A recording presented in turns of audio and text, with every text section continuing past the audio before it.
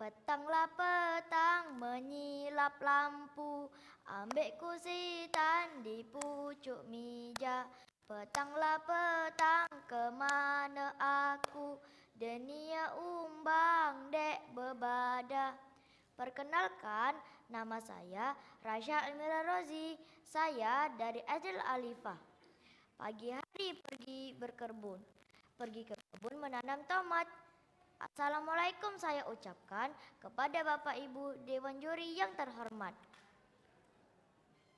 Saya akan menceritakan tentang Sultan Mahmud Sultan Wong Palembang yang ketujuh, yaitu Sultan Mahmud Badarudin II. Selamat menyaksikan. Sultan Mahmud Badarudin II, ia adalah sultan yang berkuasa dari tanggal 12 April 1804, yakni 10 hari setelah ayahnya wafat, hingga ia diasingkan Belanda pada tanggal 1 Juli 1804. Dalam masa pemerintahannya, ia beberapa kali memimpin pertempuran melawan Inggris dan Belanda. Salah satunya disebut Perang Mente, sebuah peristiwa pembunuhan orang-orang Eropa di Palembang yang disebut Palembang Massacre, membuat Sir Stamford Raffles, Gubernur Jenderal Inggris yang menguasai wilayah Sumatera, merasa geram. Lalu Raffles memerintahkan Mayor Jenderal Robert Galisti untuk menggempur Palembang habis-habisan. Awalnya, penggempuran itu melakukan serangan sengit dari Sultan Mahmud Badarudin II. Namun, semua itu berakhir karena pengkhianatan sepupunya Sultan.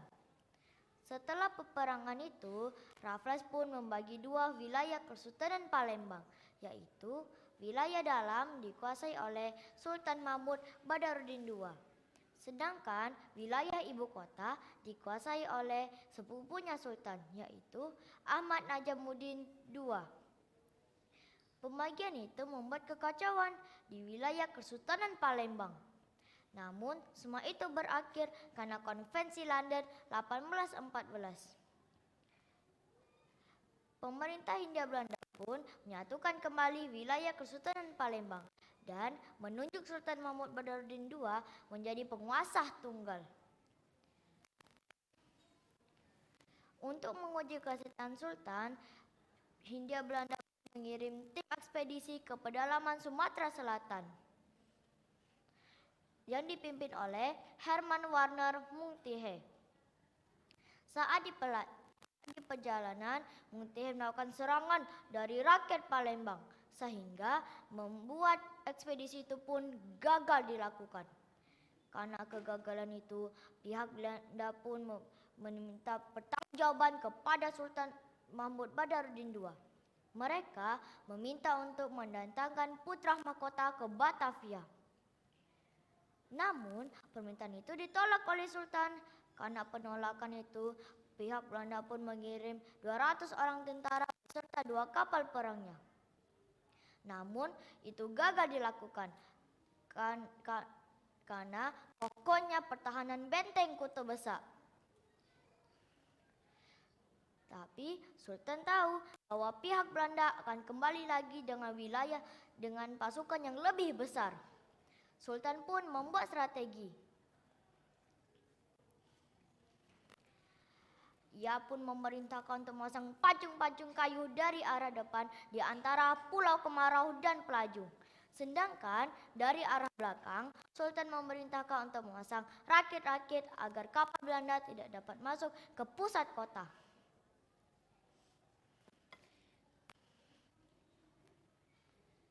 Tahu tak teman-teman, alhamdulillahnya taktik Sultan kita ini berhasil. Akhirnya pihak Belanda pun mundur. Karena kekalahan itu, pihak Belanda semakin geram. Akhirnya mereka membuat strategi yang lebih besar. Mereka membuat strategi itu selama 3 tahun yang dipimpin oleh Armada de Cook.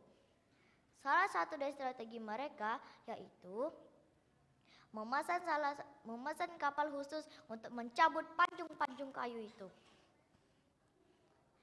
Sedangkan di wilayah Kesultanan sendiri tidak ada tidak ada persiapan yang berarti. Sultan pun melepaskan jabatannya dan mewariskan itu ke putra mahkota. Namun, komandan perang tetap dipimpin oleh Sultan Mahmud Badarudin II. Peperangan itu pun kembali terjadi. Pasukan Dekuk dapat melakukan strateginya dengan baik karena mereka mendapatkan kertas strategi dari orang yang telah berkhianat. Tapi mereka mendapatkan kendala. Mereka tidak dapat beradaptasi dengan iklim tropis. 100 orang tewas karena wabah iklim tropis. Namun peperangan itu terus berlanjut. Rakyat Palembang pantang menyerah. Mereka terus menggempur pasukan Dekuk sehingga pasukan Dekuk itu pun kewalahan. Akhirnya mereka pun mundur dan meminta gencatan senjata dan berjanji tidak akan menyerang pada hari Jumat. Sebaliknya, Sultan tidak akan menyerang pada hari Minggu. Karena ingin beribadah dengan tenang, Sultan pun mengiyakan itu. Karena peperangan ini terjadi di bulan Ramadan.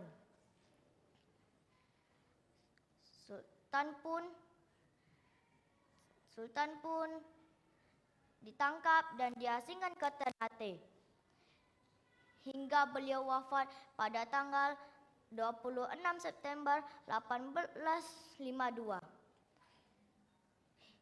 Tapi teman-teman, rakyat Palembang terus berjuang untuk mempertahankan Benteng Kota Besar hingga hari kemerdekaan pun tiba. Saya Raisya, sekian, terima kasih.